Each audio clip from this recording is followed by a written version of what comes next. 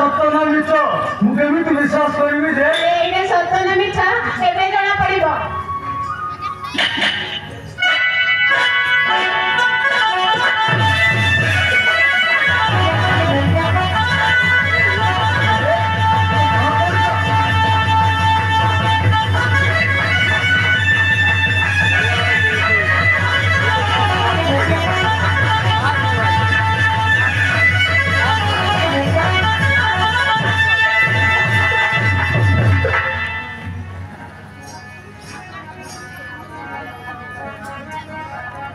Thank you.